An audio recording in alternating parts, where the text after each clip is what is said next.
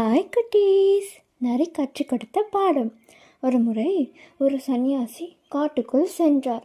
அங்கு வேடனின் பொறியில் ஏற்கனவே சிக்கி தன் முன்னங்கால்கள் இரண்டையும் இழந்திருந்த ஒரு நரியை பார்த்தார். நடக்கவே முடியாத அந்த நரி எப்போதும் ஒரு மரத்தின் அடியிலேயே படுத்திருந்தது. இதை கவனித்த சன்னியாசி அதனை நம்ப முடியவில்லை. அவர் இதை பற்றி யோசித்து கொண்டிருந்த நேரத்தில் ஒரு சிங்கம் தான் வேட்டையாடிய மிருகத்தின் மாமிசத்தை எடுத்து வந்து நரி முன்னால் போட அந்த நரியும் அதை சாப்பிட்டது.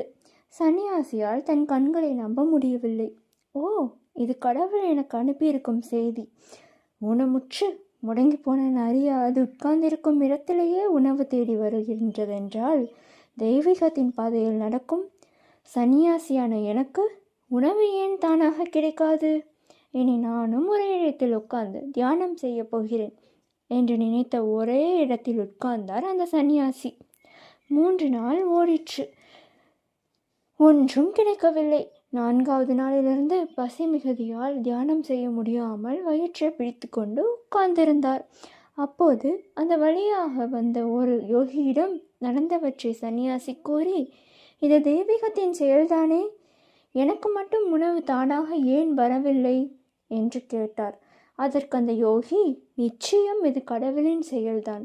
ஆனால் நீங்கள் ஏன் அந்த ஊனமுற்ற நரியை போல நடந்து கொள்கிறீர்கள்?